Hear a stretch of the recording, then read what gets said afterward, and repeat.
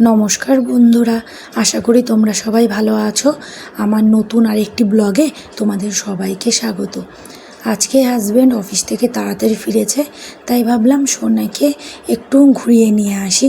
অনেক দিন সোনাকে ঘর থেকে বের করা হয় না, প্রতিদিনই বৃষ্টি হচ্ছে আর বাইরে জল কাদা, সেই জন্যেই ওকে বাইরে বের করি না। আর বাইরে বের করলেই ওকে মশা কামড়ায়। আর আমি ড্রেসটা চেঞ্জ করলাম না, চুলটা বেঁধে নিয়েছি শুধু।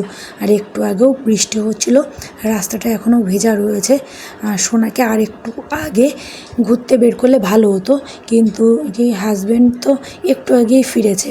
আর সোনাকেও রেডি করতে একটু সময় লেগে গেছে, কারণ ও কিছুতেই রেডি হতে চাইছিল না। আর আবার তাড়াতাড়ি আমরা ফিরে এসেছি, কারণ মেঘ করেছিল বৃষ্টি নামতো যে কোনো মুহূর্তে।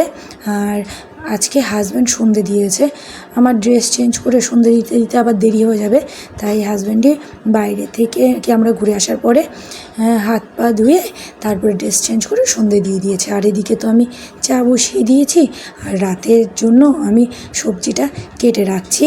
আর চা পাতা শেষ হয়ে গেছে, এখন আমি হাজব্যান্ডকে চা পাতা আনতে বলছি।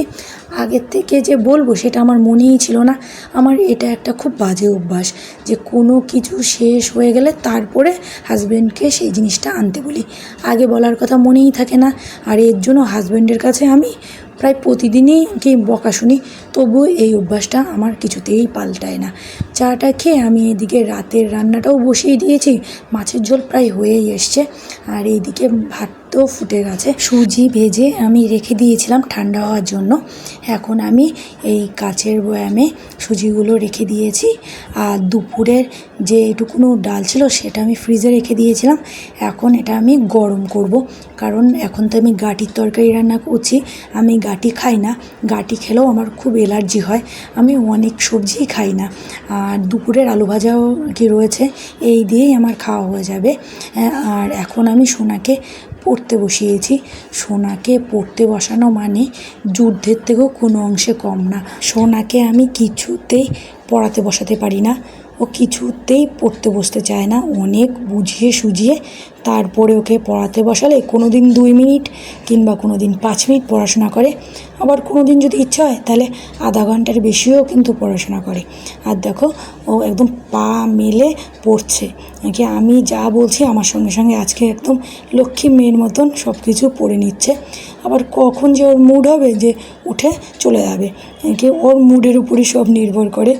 ওকে বকা দিয়ে কোনো কিছুই করানো যায় না, ও যেটা ইচ্ছা হয় সেটাই করে। এখনও তো খুব ছোট, সেই জন্য। আর অনেকটাই রাত হয়ে গেছে, সোনার খাওয়া হয়ে গেছে, ওর বাবারও খাওয়া হয়ে গেছে।